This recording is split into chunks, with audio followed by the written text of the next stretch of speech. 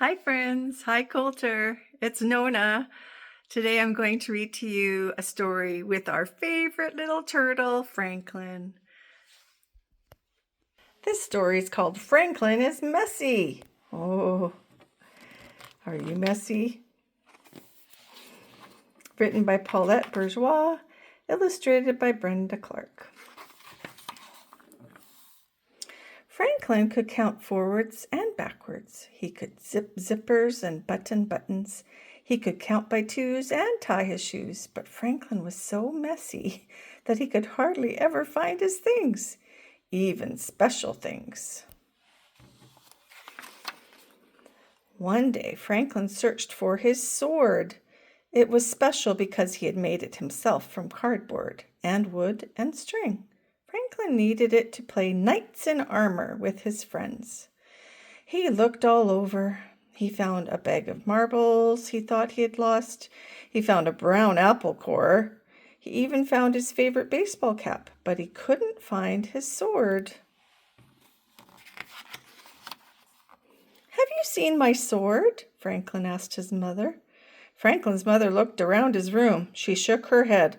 "All I see is a big mess. Please tidy this room before you go out to play." Franklin muttered to himself, "Why all the fuss about a little mess? He had more important things to worry about. He might miss playing knights." Franklin hurried. He opened his closet and heaped an armful of books inside. He piled all of his blocks in the middle of his room. He threw his cap in the corner and put the apple core in a drawer. "All done," he said to himself. Still, he hadn't found his sword. Do you think he's all done? I think when Mom says to clean up, it means to put them in nice places, organized. By the time Franklin reached Bear's house, his friends were already playing knights in armor. Bear slashed the air with his sword. Beaver lunged at evil dragons. "Hurry, Franklin!" shouted Bear. "We need you." "I can't," whispered Franklin. The game stopped. "Why not?" they asked. "I don't have my sword," said Franklin. Bear was disappointed. "But how can we play knights without swords?" he asked. Franklin looked around. He found a stick on the ground. "I'll use this," he said. They fought dragons all afternoon. "Tomorrow," said Franklin, "I will have my own sword. Then we can save Lady Beaver from a fire-breathing dragon. We are courageous Sir Franklin and Sir Bear."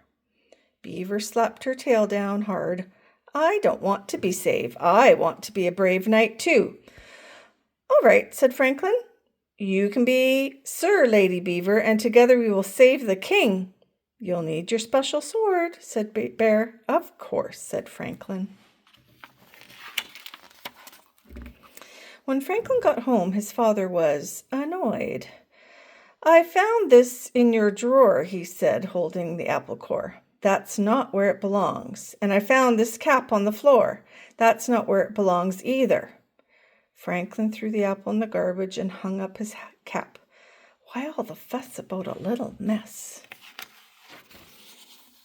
Goose came by looking for a puzzle she had loaned to Franklin. "Can I please have my puzzle back?" she said. Franklin looked. His room was such a mess that he couldn't see the puzzle among the books and crayons and blocks. "Maybe it's in my closet," said Franklin. Franklin opened the closet door. It was messy in there too. He stepped inside. Crunch!